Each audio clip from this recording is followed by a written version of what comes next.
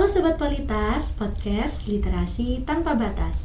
Saya Najani Lafar, Nima Saintek 2024 sebagai host di podcast ini. Nah, kali ini aku nggak sendiri nih teman-teman, tapi aku ditemenin oleh dua narasumber kita yang keren-keren. Mungkin boleh perkenalan dulu nih, Kak. Oke, aku dulu ya.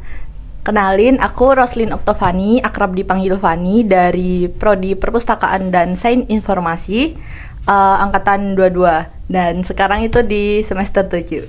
Oke, mungkin kalau kakak. Oke, kenalin, aku Muhammad Multazim, biasanya aku dipanggil Azim, dan aku dari Prodi Perpustakaan dan Sains Informasi, dan sekarang alhamdulillah udah semester 7, angkatan 22. Oke, di sini kita kedatangan Kak Fani dan Kak Azim, teman-teman. Nah, mereka ini dari satu angkatan yang sama dan saat ini sedang menempuh skripsi ya, Kak, benar? Betul. Ya, betul. Nah, kali ini kita akan membahas tentang sesuatu yang mungkin lagi dibingungin nih sama teman-teman Sobat Politas, yaitu tentang magang. Mungkin boleh diceritain dulu nggak, Kak, pengalamannya selama magang dan apa aja sih yang Kakak dapetin di tempat magang? Aku dulu nih. Iya, boleh. Kak Fani dulu. Oke, jadi kan aku pernah magang, itu magang mandiri sama magang dari Prodi atau PKL. Nah, itu yang magang mandiri itu tahun lalu, kalau nggak salah 2024, itu di Dinas Perpustakaan dan Kearsipan Kota Blitar. Dan itu aku di unit perpustakaannya. Kemudian yang PKL aku di Perpustakaan Proklamator Bung Karno. Nah, itu kan di sana ada beberapa unit. Jadi kita tuh di rolling setiap minggunya, karena kebetulan kan aku berkelompok ya 3 orang. Nah, itu jadi setiap minggunya di rolling gantian gitu. Oh, jadi mereka itu menerapkan sistem rolling supaya setiap anak magangnya itu bisa merasakan unit-unitnya gitu ya, Kak? Betul. Dan juga kan kemarin itu barengan juga dari univ lain, terus ada SMK juga. Oke. Gitu. Jadi dibagi dan kita kerjasama gitu. Oke, Seru. keren banget nih teman-teman.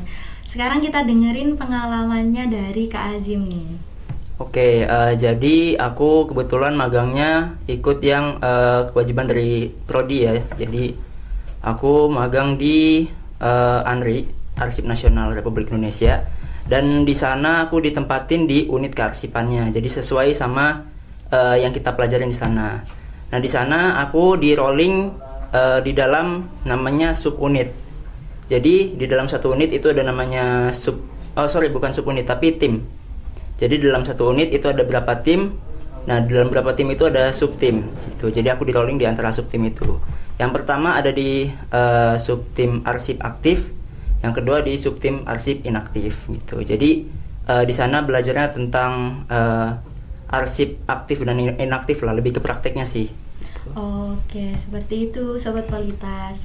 Nah, kalau caranya nih, Kak, supaya kita itu bisa magang di tempat-tempat yang bagus kayak ANRI ataupun Perpustakaan Bung Karno itu gimana, Kak? Siapa dulu? Kau dulu. Dari Kak Azim dulu. Oke, kalau aku sebenarnya sih kalau untuk memilih tempat magang kita yang pertama-tama harus cari tahu dulu kita cocoknya di mana.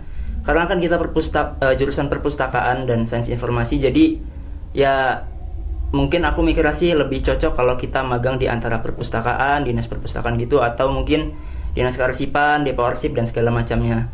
Kan itu lebih masuk ke jurusan kita. Oke. Jadi peluang kita keterima pun mungkin lebih besar juga karena kan itu udah sesuai sama jurusan kita.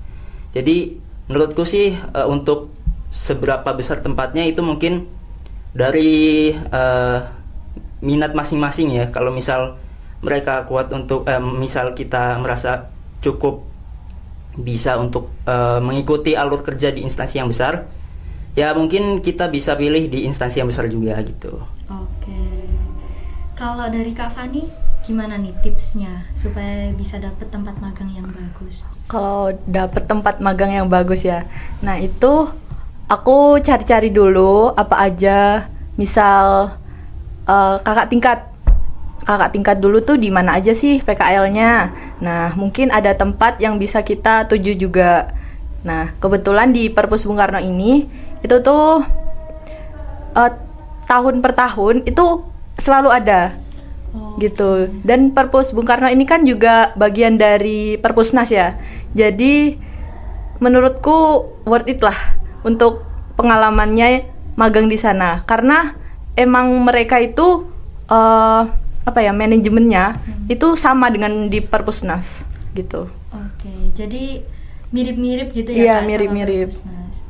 Oke, kalau gimana sih di sana itu tugasnya apa Kak? Waktu kita magang, kan banyak nih teman-teman yang mengira kalau kita magang di tempat arsip ataupun perpus itu cuma nata-nata dokumen atau nata-nata buku aja. Nah sebenarnya apa sih Kak kegiatannya di sana dan tugas-tugasnya tuh apa aja? Aku dulu. Ya. Kalau kemarin minggu pertama itu aku di pelestarian. Di pelestarian itu kayak ada di mata kuliah preservasi kalau nggak salah.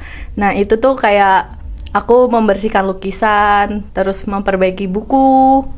Jadi kalau misal ada buku tua yang kertasnya udah coklat dan rapuh, nah itu tuh bisa diperbaiki di pelestarian gitu. Jadi buku-buku yang ada di setiap layanan anak, koleksi langka, koleksi umum. Nah itu kalau ada yang rusak itu dibawanya ke pelestarian. Kemudian ada di pengelolaan. Itu misalnya buku baru yang datang kan nggak mungkin langsung ditaruh di rak. Nah itu melalui pengolahan itu dikasih label dari nomor klasifikasi, kemudian kelengkapannya lah kayak gitu, baru bisa diedarkan di setiap layanan kayak gitu. Kemudian ada juga yang minggu terakhir itu aku di medsos. Nah, medsos ini baru di pertengahan tahun ini ada di sana. Karena sebelumnya kan ada di Humas, jadi satu sama Humas yang mengelola medsos. Nah, itu tuh dibikin subunit sendiri. Nah, aku di sana karena kebetulan aku minta kan, Kak, aku mau di medsos dong, mau tahu gimana kerjanya, karena di semester sebelumnya kan aku belajar salah satu matkul itu information production.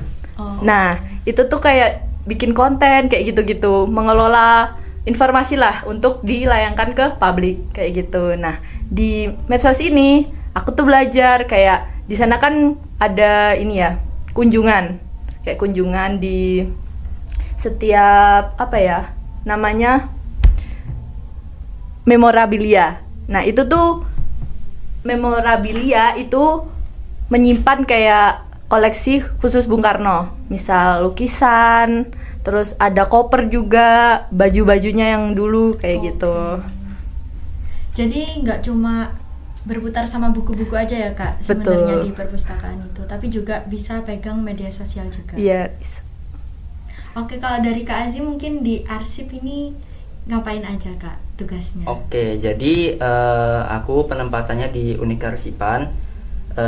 Jadi di bulan pertama itu aku di subtim arsip aktif.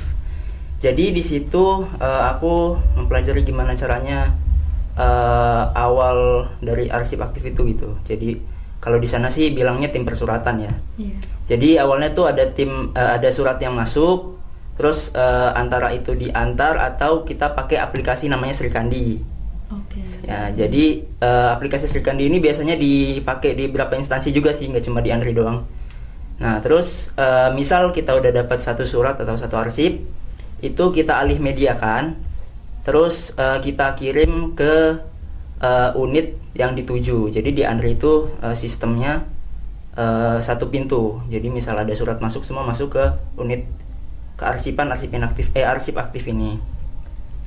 Terus setelah kita registrasi suratnya, kita kirim lewat Srikandi, terus nanti kita lihat disposisinya dan sebagainya. Terus kalau misal penyimpanan arsip di central file kita udah penuh, nanti kita arsip yang bentuk fisik ini kita namanya ekspedisi ya, namanya ekspedisi. Itu kita berarti mengirimkan fisik dari dokumen yang kita terima ke unit tujuan masing-masing gitu. Oke, Unit tujuan yang jadi dituju. cukup rumit ya Kak prosesnya pengelolaan arsip itu, atau mudah Kak? Iya sih, sebenarnya kalau dipikir-pikir lumayan sistematik juga sih di sana, karena kan ya yang ngikutin ini sih standar, karena kan dianalikan sebagai standar arsip di Indonesia. Indonesia. Pusatnya ya. Iya, jadi kalau dengar cerita di perpus tadi kok kayak lebih seru gitu ya, kayak lebih seneng gitu di sana. Iya, awalnya juga aku tuh kayak mikir paling cuma nata buku terus melayani pengunjung yang datang gitu kan. Ternyata seru. Seru sih, seru. Beneran seru banget. Terus di bulan kedua aku di tim inaktif. Jadi di tim inaktif ini lebih ke apa ya? Kalau menurutku sih dia lebih mempraktekkan apa yang kita pelajari sih. Jadi di sana kita bener-bener tahu gimana proses penilaian JRA, jadwal retensi arsip. Terus juga kita verifikasi arsip. Jadi kita verifikasi dulu arsip-arsip mana yang mau ditentukan nasib akhirnya antara dimusnahkan atau dipermanenkan gitu.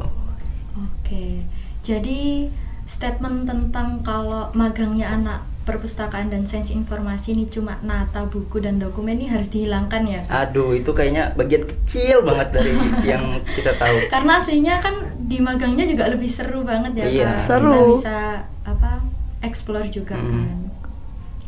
Oke, nah kalau untuk di sana itu apakah per tim itu ada proyeknya gitu Kak, atau tugasnya sama aja seperti orang-orang yang kerja di sana? Per tim tuh sebenarnya sih ada job desk-nya masing-masing ya. Jadi di dalam subtim itu jadi kayak dibagi-bagi lagi. Jadi misal timnya per 3 orang atau per 2 orang gitu. Jadi mereka nanti, karena kan ini jadi tip unit arsipan ini kan jadi yang bagian verifikasi ke berbagai macam unit gitu. Iya. Jadi kayak dibagi-bagi per tim, ada yang di verifikasi ke unit KD gitu. KD itu kearsipan daerah. Misal kearsipan daerah 2. Kearsipan daerah 2 itu menangani arsip dari daerah Indonesia Timur gitu misalnya. Jadi emang dibagi-bagi sih supaya lebih lebih efisien sih kayaknya. Oke, seperti itu. Nah, ini kan Kak Fani itu kan magang mandiri sama magang wajib dari Prodi ya. Iya. Kalau Kak Azim hanya magang wajib aja. Nah, menurut kakak-kakak ini apakah magang mandiri ini juga menambah wawasan kita, atau sebenarnya nggak perlu juga nggak apa-apa? Kalau menurut aku ya, menurut aku itu perlu, karena kebetulan kan aku angkatan 22 ya. Nah, angkatan 21 itu udah ada yang mulai magang mandiri.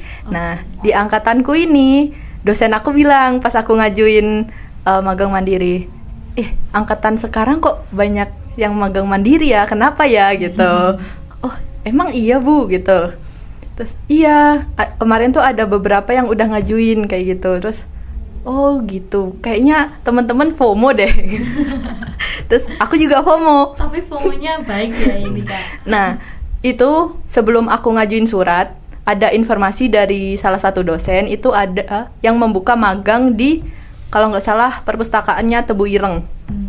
Nah, itu ada temanku satu yang ngambil, dan aku tuh mau ngikut dia kan sebenarnya. Tapi dipikir lagi, kan itu di Jombang kalau nggak salah. Iya. Kan aku jadi harus nyari tempat tinggal lagi kan.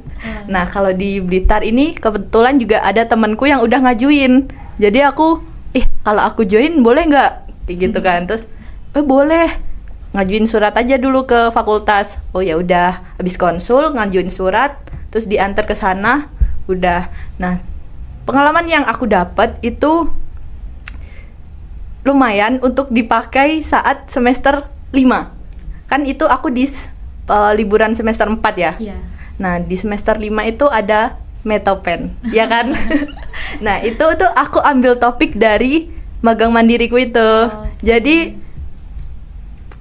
kalau aku bilang kalian magang aja. Magang mandiri. Nih sobat Politas, kalian disarankan Kak Fani untuk magang mandiri dan magang wajib ya Kak. Kalau wajib harus dong. Ya, karena manfaatnya juga kembali ke diri kita sendiri. Iya, betul banget. Nah, oke, mungkin terakhir Kak Fani sama Kak Azim bisa kasih tips buat teman-teman yang masih bingung cari tempat magang.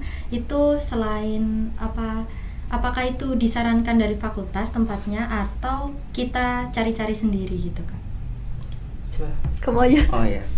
Jadi kalau menurutku sih mungkin kalau mencari tempat magang kita lebih enak tempat yang udah ada kerjasama sama UIN gitu. Taunya dari mana? Kita tanya cutting. Iya, Cutting betul. itu udah magang di mana aja sih gitu misal. Jadi selain udah kerjasama kita juga udah tahu nanti di sana bakal ngapain aja. Terus juga gimana mungkin kalau misalnya yang kayak ibaratnya mau apa ya semi merantau gitulah. Oh iya, Jadi betul. tinggalnya di mana gitu segala macem. Jadi lebih enak kalau yang udah ada kerjasama sama UIN gitu. Dan peluang keterimanya pun mungkin juga bisa lebih besar gitu. Oke, karena ada yang pernah magang di sana. Iya. juga, Kak. Dan apalagi kalau misal UIN-nya cutting-nya meninggalkan reputasi baik gitu. Jadi mungkin bisa lebih keterima gitu. Kalau dari Kak Fani, tipsnya? Tipsnya, kan kita prodi punya ini ya, website Digilis. Nah, itu tuh kan kita setelah PKL itu ada infografis. Nah, itu tuh ada tempat, terus di sana tuh ngapain aja. Nah, itu bisa dilihat-lihat dulu, bisa jadi referensi juga. Terus nanya cutting juga itu bisa. Yang utama ya. Iya. Terus Terus terus kalau kemarin itu aku kebetulan temen aku yang magang mandiri itu punya relasi dengan ini instasinya. Jadi ya udah aku ngikut gitu. Oke, ini Sobat Politas yang mungkin sekarang semester 5 mau semester 6 dan magang wajib, Betul. kita bisa banget mengambil saran dan tips and trik dari Kak Fani dan Kak Azim.